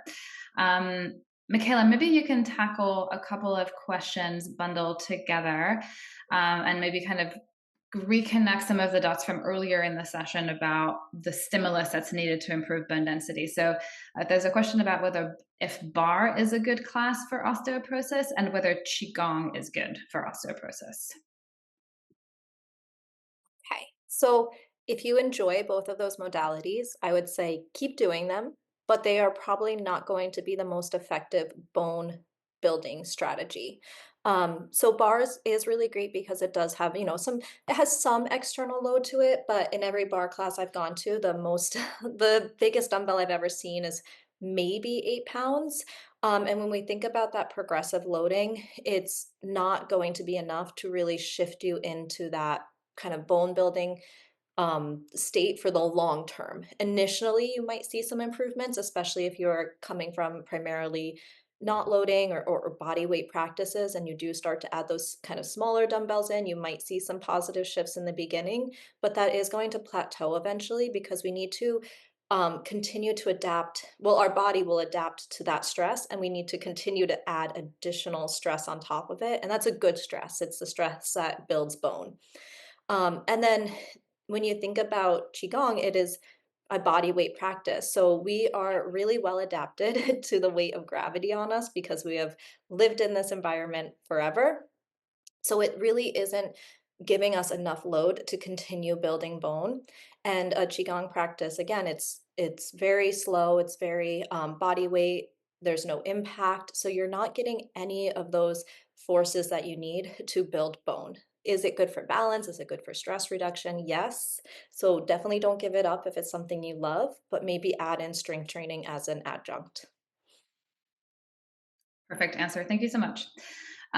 Quick logistical question from Marianne. I'm somewhat confused about this session. What is the point? Is there a program you're offering or selling? I don't mean to sound mean, but what is this all about really? The point of this session, which we talked about at the beginning, was to offer you some research-backed and evidence-based tools and techniques for helping you with your bone density and some actionable takeaways that you can start implementing right away. So hopefully you feel like you're getting some of that value just by watching the session. If you are interested in the program that we offer, hopefully some of the details that Michaela provided a moment ago about the nature of the program provided some clarity there as well. And you'll get a follow-up email from us that links to our website, and you can see lots of more information about our program there. If you have any questions about it, of course, we're happy to answer those too. This is a great question for Sarah, since you are a medical provider. Melody is saying that she has lost 2 inches in height. She's over 65. She's fallen a few times and gotten fractures. No one has suggested a DEXA scan. Her primary is unhelpful. She's wondering who she should consult for possible osteoporosis diagnosis or to get a DEXA scan. Yeah, first of all, I'm so sorry that you fell through the cracks. That I do, just kind of as a side note, feel like there is some disconnect in, how the communication of medical professionals, and it's, sometimes it's unfortunate, we hear this. Um, but it's not necessarily the case that you have osteoporosis, but it might be a good idea to go get a DEXA scan if you're able, just to get a baseline because, hopefully nothing ever would happen, but in the event that something does, it's really great to have that baseline measurement just to see how things have progressed or changed over time. And primary care physicians aren't going to necessarily um, send out the referrals for DEXA scans. You might consider linking up with an OB/GYN to get that referral. Or maybe even endocrinologists might be able to provide that as well. Yeah. Because they typically recommend, between the age of 40 and 50 that's when you're getting your DEXA scan. So it's, just having a little bit of advocacy for yourself and just asking, it doesn't hurt. And it's great to have, like I said, a good baseline measurement.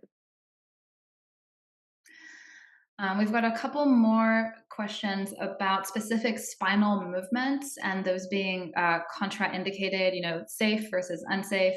Michaela, maybe you can tackle some of these. So somebody's asking whether any spinal flexion is contraindicated. What about twists in yoga, as long as they aren't too quick or too intense? Are there any yoga postures that you think you should avoid if you have osteoporosis? Okay, so is any spinal flexion contraindicated? I'm going to go ahead and say no, but with the caveat of a couple of things that I'm going to touch in on with like the twists and the other questions as well. So we do believe that it's important to move your spine and keep that mobility and kind of freedom around the spine. So when Sarah was talking about posture, she mentioned the importance of your rib cage being able to move with your breath. That's true. So we want to be able to keep that movement really free flowing. And we also want to think about the discs of the spine.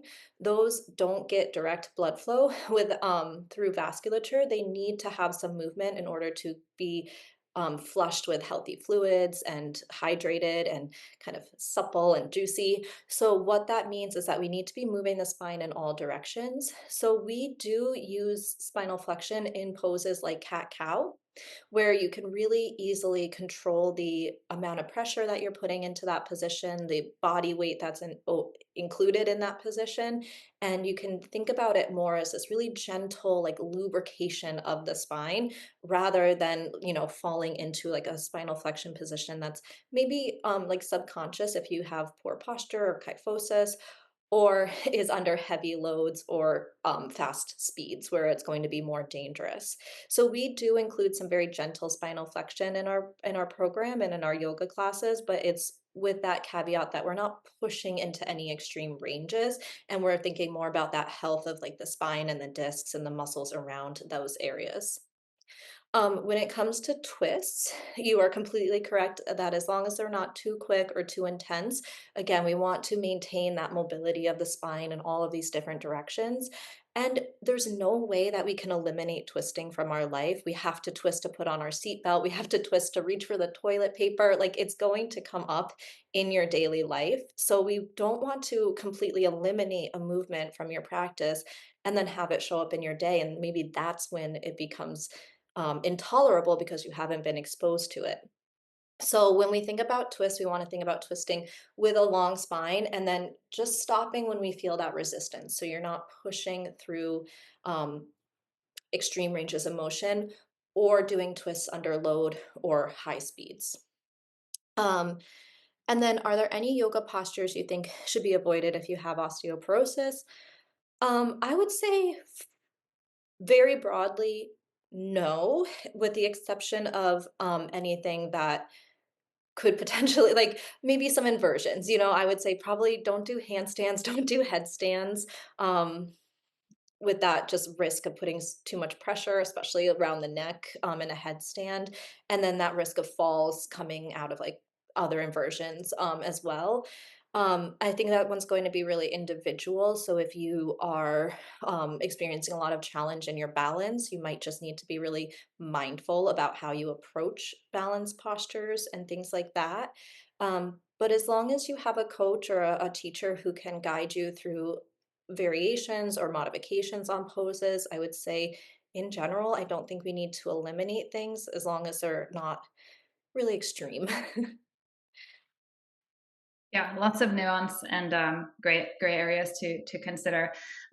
We don't like to ban any type of movement in general, because once you start avoiding entire categories of movement, there is some likelihood that you will end up with muscular imbalances and pain and stiffness and limited function, which is not what you want in the long run. Loretta is asking if we've heard of OsteoStrong. We sure have. Hopefully we clarified our stance on that just based on the lack of high quality evidence about the OsteoStrong method and its efficacy.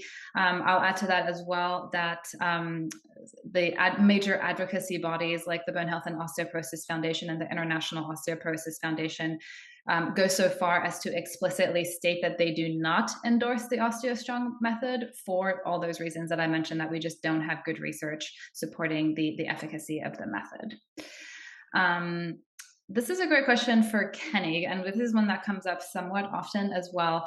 What's your opinion on weight machines at the gym? And I think we can also relate this back to this concept of axial loading.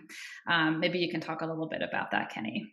Yes, fantastic question. So, although the weight machines at the gym are great and you are still strengthening the muscle, they do not, and we've said this many times, place that demand on the axial loading and on the spine and the hips and those major joints.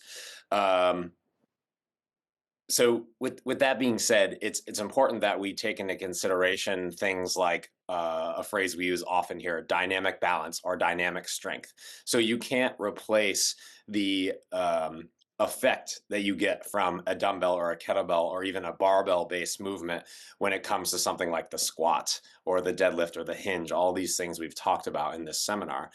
That loading with those individual weights is so great for our body and for our systems, and teaches our brain where we are in space, our proprioception. So all those things kind of come together to make strength training the best thing that you can do for your systems and for your bone density journey. The machines, like if you think of a leg press or those machines that you do bicep curls or anything like that on, they're on one plane or on one track with a set resistance built into them. So yes, can you push hard and add a lot of weight and do a leg press? Absolutely.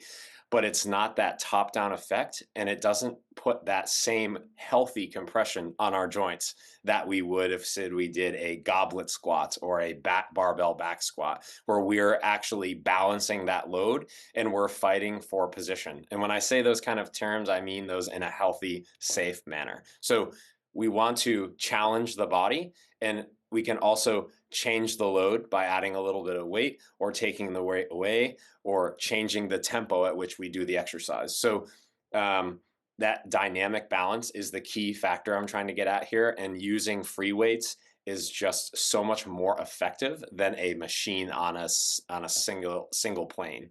So I hope that helps. That's a great answer, and I will also add that we've had multiple clients coming into our program who have been going to the gym for years and potentially even working with a trainer at the gym. Like they've had a personal trainer, and their bone density scans keep getting worse. And when we dig a little bit more into what specifically they've been doing, we often find that they've basically incorporated no axial loading at all, which is it's we hope that nobody ends up in this situation where you're paying for a personal trainer who maybe does not have the qualifications to effectively create a bone density intervention. You're spending all this time and this money, 2 years till your next DEXA scan, and then you see that what you did was not effective. So this is also part of the point of this webinar is we want you to be able to discern between the things that are going to work and the things that aren't, so that you don't have to waste all that time and effort and money and energy on something that ultimately is not going to give you the outcomes that you want.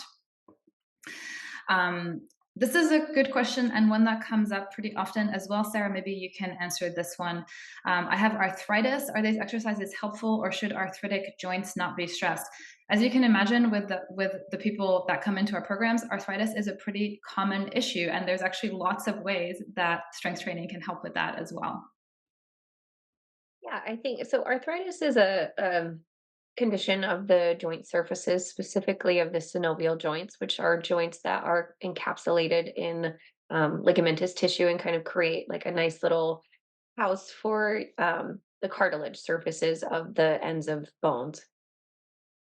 With osteoarthritis, excuse me, y- by not moving, you're actually creating some stagnant fluid in the joints that actually can perpetuate the condition. Movement is the medicine here. So if you don't move it, you kind of lose the tissue. And specifically, we're discussing the cartilage tissue.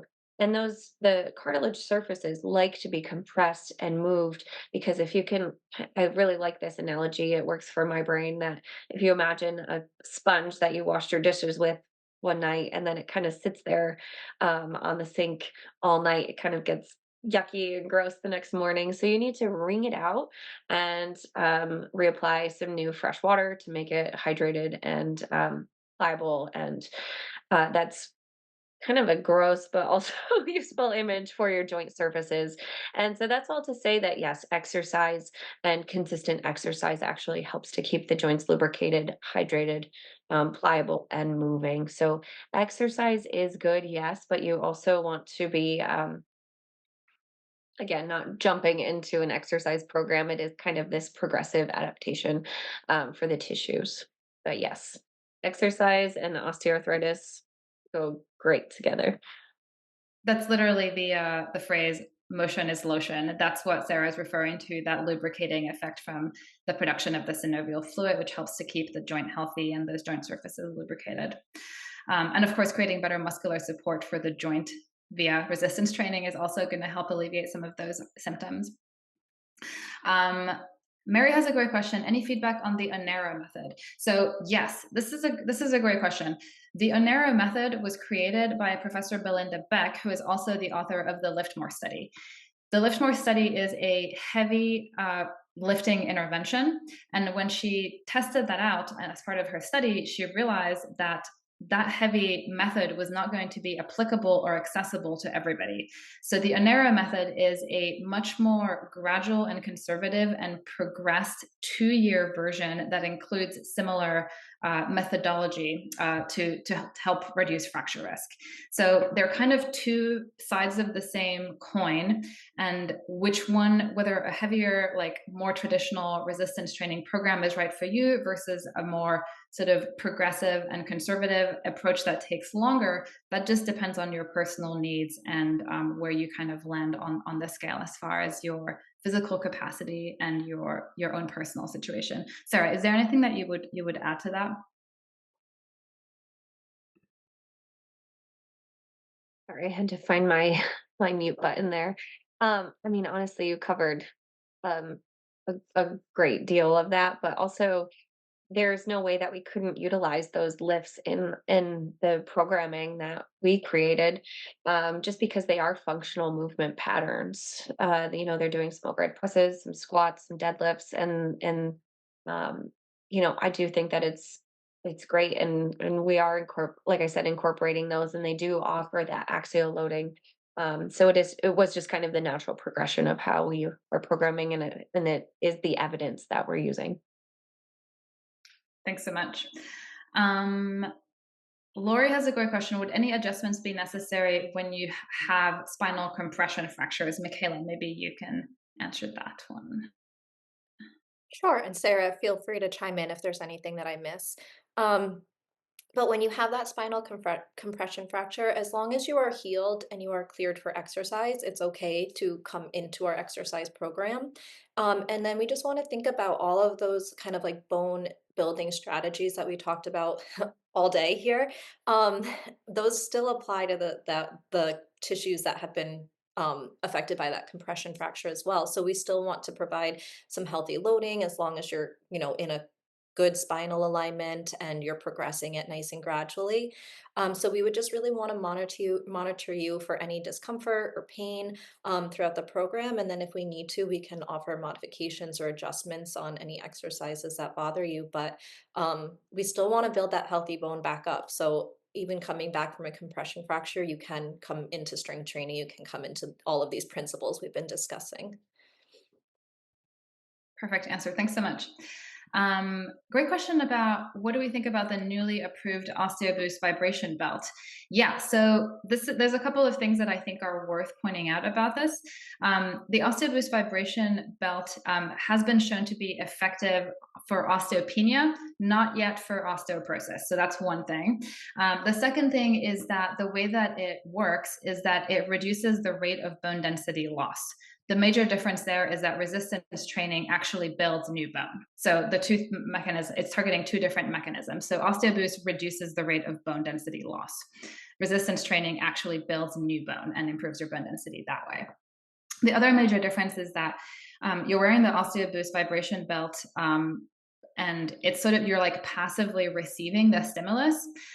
When you are resistance training, as Michaela mentioned, and we've kind of discussed this throughout the session, you're actually moving and strengthening and developing functional range of motion through these large ranges of motion in ways that transfer directly to better function, better strength, better mobility in your daily activities, and let you safely do things like picking up your grandchildren, your groceries, carrying your pets around, bending over to pick stuff up. There's a big difference in terms of how that affects your. Those are the things that actually reduce your fracture risk. When you have better balance, you're stronger, you're more mobile. These are things that reduce your fracture risk. The bone density part is an important part of it, but that is the only variable that the OsteoBoost vibration belt targets. So hopefully that provides a little bit of context. But we're all for all innovation, especially when it's based on high quality research. For people to improve their bone density in any way that is appropriate for their situation. Again, it's just useful to be cognizant of the benefits and the limitations of each method. Great question from Nancy. Maybe Kenny, you can answer this one. Lots to unpack here. Is it safe to lift weights over your head? Yes. Yes, it is. And it goes back to what we talked about, this concept of our progressive overload. So progressive overload or progressive loading is a technique where we start at one weight or one load based on your current physical condition and where you're at in your journey. And then over time, we increase that load as the body adapts to that stimulus. So for example, for the overhead press you're asking about, right, with a movement where we held two weights, two kettlebells, two dumbbells here, we press up overhead and then we lower back down. So we may start at as light as 1 pound or 2 pounds in each hand, depending on where you're at. Some people can start a little heavier. As we press that load overhead, we're getting that axial loading and that dynamic balance or dynamic loading down through the spine, through the neck and the shoulders, and radiating downward to the hips. So yes, it is healthy to press that weight overhead. Now, if you are someone who struggles with shoulder mobility or shoulder pain or any kind of issue like that, there's nuance, like Yenny said earlier, to all of this. So if you're struggling with that shoulder movement overhead and there's pain, we may need to address things from the root cause standpoint and make sure that our mobility is where it needs to be before we go ahead and try to press something out of our range overhead. So there are nuances to that. But yes, pressing weight overhead, not only is it safe and super effective, it's also super empowering too. Being able to press weight overhead and control it in an effective manner and progressively load that to the point where you've climbed up from that 1 to 2 pounds I talked about, upwards of 5 or 10 or beyond. And the other thing that I love about this, coming back to this idea of like how these things transfer to your daily life. Mhm. Lifting weights over your head is safe. Otherwise, everybody would injure themselves putting their suitcase in the overhead compartment in the plane. And Right. if you're having trouble lifting weights over your head, but you want to retain the ability to do things like lifting your suitcase into the overhead compartment, then it is absolutely worthwhile doing these types of exercises, which are going to strengthen you in that position and make you better able to handle the demands of that task. Great answer, Kenny. Thanks so much. Okay, here's a couple of questions that I'm gonna throw over to Michaela. Somebody's asking if you get more benefit if you're using a weighted jump rope, and just really quickly, not from a bone density standpoint because it's not adding axial load. Following on from there, one medical professional said that walking is a good weight bearing exercise where other professions have said it is not. Can you clarify? And the answer to this is going to be similar as well. Okay, so the weighted jump rope, so like Yenny said, no, because really the jump rope is kind of going around your body. It's not necessarily giving you that compressive load that we're looking for, like you would get from a dumbbell or another weight style, like barbell or kettlebell. Um, and the benefit that might come from jump roping is the impact. So the weighted jump rope isn't really changing any of the impact. So I would say no, you don't really see any benefit there. And then the walking. So excuse me. So when we think about effective strategies for bone density, we're also something we didn't really touch on in the presentation is that your bones respond really well to variety. So when we do the same thing for a long period of time, your bones almost like tune it out. It's like a car alarm going off, and that stimulus starts to just become background noise. So when you're walking, initially you probably get a few benefits in those first few minutes of your walk, but then it starts to become like this background noise that your bones aren't necessarily responding to with every step once you've hit a certain threshold.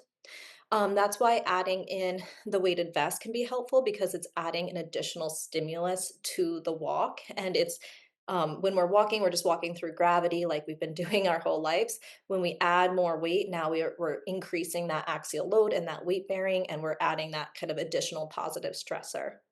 That's why we see so many people come to our program who have been long distance runners and endurance sports athletes. And it's just because they're moving through this exercise that doesn't have additional load and the stimulus doesn't change often enough to keep the bones kind of interested, if you can think about it that way. We utilize circuits in our Ooh, sorry, that's coming from my husband's phone, through my computer. Um, there's a setting I need to learn how to fix. Um, but we utilize a lot of circuits in our program because then it creates this natural change in stimulus throughout the entire exercise. So we go through 3 different circuits in our workouts, and that way you're getting different exercises with each set, and then different exercises within each change of circuits. So your bones are staying interested the whole time. Such a great concept of your bones staying interested. I love that. I love Yeah. it. Keep the bones in the chat, right? Keep them interested. Um, A couple of practical questions about our program. Somebody's asking how long the typical workout sessions are and what time of day the sessions are. So we have 4 strength training workouts per week in the program. They are more time consuming in the beginning as you're learning the safety cues, the movements themselves. You're getting familiar with the workout and the program structure. You're getting familiar with the platform, kind of just getting the lay of the land. So we typically recommend setting aside about 60 to 90 minutes for those workouts. The time commitment does significantly decrease past the first month when you kind of are in a groove with everything and getting more familiar with things. There's also a yoga session every week, which is about 30 minutes long. There is a recovery day, which Michaela always refers to as like the buffet, where you can choose if you want to do like a guided relaxation, some light mobility work, or maybe some myofascial release. So that can take anywhere from 15 to 30 minutes, depending on what you pick. What time of day are the sessions? So this is entirely up to you because your program is delivered via a remote coaching platform that gives you the flexibility to do the sessions when they fit into your day. And they are assigned in a calendar format within the week, but we know that not everyone's schedule within the week is the same either. So you can move them around and do them on days that best fit for you. And that is really why we have the program format that we do, where you have this private one-on-one communication with your coach, who can advise you based on your existing situation and your routine that you already have, how to position the workouts within the week and, optimize your time, good time management tips so that you can get the most out of it and have it be something that actually fits into your life. And we're really proud of the fact that we have about an 80% completion rate with our program. So the team that you see here is exceptionally good at getting you through it and supporting you throughout it with very practical and pragmatic tips along the way and keeping you motivated and engaged, because of course, the best program is the one that you're going to do. If you're not doing it, then it's not going to work. So we absolutely pride ourselves on the fact that most of our clients do successfully complete the program. Hopefully that answers your question. Elaine, great question. If I can afford this program, are the Path to Happy Hips, Spine, or Shoulders courses on our website recommended for people with osteoporosis? The only program that we recommend for people with osteoporosis is our osteoporosis program. We are happy to offer custom payment plans for people with financial concerns. So feel free to send us an email or respond to our follow-up email, and we can see if we can accommodate your monthly budget. Let's see what else. So we're going to try to wrap it up soon, but we have time for a couple more questions. Let's see. Okay. Juliana's already typing an answer, I see. But Sarah, maybe you can define axial loading for us, please, just for the benefit of everyone. Sure thing. Yeah. Axial loading is a term that we like to use to describe the process of applying a force, aka weight, along the length of a bone or a joint, along its vertical axis. So there's a little bit of physics at play here. For example, when you stand, walk, or lift weights, your bones, especially those in like your spine, your lower body, are experiencing an axial load. And this type of load is essential for building and maintaining strength because when bones experience that stress, they adapt by becoming stronger and a little more dense. Um, the the thing with walking though is that you're not getting a load, like Michaela mentioned earlier. You're just like kind of plateauing out there. You need to keep the bones interested. I do like that. And offer it a little bit of weight. So this is where maybe a weight vest might come into play, as a quick example. So hopefully that helps clear that up. If anybody has anything else to add to that description, feel free to pop in. Yeah, great answer. And I think, again, we cannot emphasize this enough. The axial loading is, I would say, the number one prerequisite. Like, if your program does not have axial loading in meaningful doses and that doses don't increase over time, you will not be able to improve your bone density. And yeah, I'll bundle these two questions together as well. Any comments on Kevin Ellis, the Bone Coaches program? To my understanding, that program is an educational program, not an exercise program. So it contains educational content on different variables that impact your bone density. So it depends if that's what you're looking for. And following there from Nancy's question, does your program include both verbal osteoporosis education as well as exercise workouts? Our program is an exercise program. It is a strength training and yoga program for osteoporosis. So yes, that is the focus of our program, is to improve your bone density via strength training and reduce your fracture risk by incorporating other movement modalities like yoga as well. Hopefully that helps. Let's see what else we've got. Maybe just one more question. Joan has asked whether, okay, maybe we can bundle these together as well. Michaela, maybe you can talk about whether climbing stairs is beneficial and ankle weights. This is another one that comes up pretty often. The climbing stairs, there may be some small amount of benefit to it because you are getting kind of some of that hitting of your feet on the stairs. But if you're using like a stair climbing machine where it kind of is like almost like a treadmill, you're not really getting that same kind of impact. And then we just have to think again about these principles that we've been kind of going over repeatedly.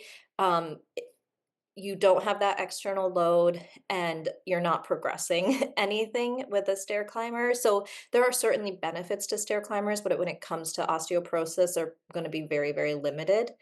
So I would say no for the case of osteoporosis in a broad sweep. And then ankle weights, again, Sarah just really beautifully described that axial loading. Another way to think of axial loading, just like really, really simplified, is a top-down loading strategy. So think about ankle weights and where they are in your body and what the target tissues of osteoporosis are. So we want to affect the bones of the spine, the bones of the hips, and the bones of the wrists.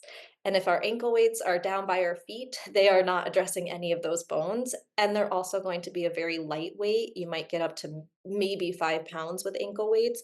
And so that is not going to be enough progressive load to really create a difference. Perfect answer. Thanks so much. Let's see, what else have we got?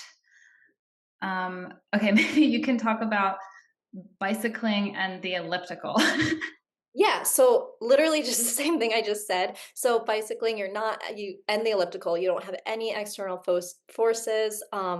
The bike, you're kind of sitting, you're not creating any impact. The elliptical, it's very like low impact. That's what it's, made for. So we're really missing out on the axial loading, the progressive loading, the impact. So again, good exercises for cardiovascular health, but not for bone health. Perfect way to sum it up. And if you opted in to hear from us, you will receive lots of our newsletters, which include a lot of educational content on what is effective, what isn't effective. We talk a lot about how low impact, low load, repetitive exercise like walking, bicycling, swimming, that is unfortunately missing all of the mechanical stimulus that you need to actually improve bone density. So highly recommend signing up for our newsletter if you maybe didn't do that as you registered for the webinar. Again, if you're unsure, all you need to do is to respond to the follow-up email that you'll receive from us via Eventbrite later today or this evening. Any questions, feel free to respond to that as well. We'll be more than happy to answer those questions as well. What else am I forgetting? Our next groups are starting on May 7th and June 16th. You can always find our upcoming program start dates listed on our website, as well as lots of other resources and information about the program. We are here to answer any other questions. We regularly host Meet the Experts Zoom sessions as well, where you can just join in and ask questions to find out whether the program is a good fit for your needs and your unique situation. And yeah, we're very excited to have been able to share some of this time with you this afternoon, and want to thank all of you for spending part of your weekend and your Saturday with us as well. I'm sorry that we didn't get to all the questions, but that is typically what tends to happen. And we do appreciate everybody being here and being so engaged and bringing these interesting questions, because we feel like there's a lot of value in having these discussions and getting more educated and kind of being able to get into some of the nuts and bolts of the kind of specifics of actually exercising successfully for bone density. So very grateful to have had you all here. Thank you again for attending. Be on the lookout for that follow-up email either this afternoon or this evening from us with the replay to the webinar. You're always welcome to reach out on social media or just hit respond on that email when it hits your inbox if you have any other questions, and we're here to help. Finally, I want to thank Michaela, Sarah, and Kenny for your insights, your time, and your expertise. Thank you all so much for being here. Enjoy the rest of your weekend, and we hope to see you all online or maybe in one of our programs soon. Thanks, everybody. Thank you. Thank you.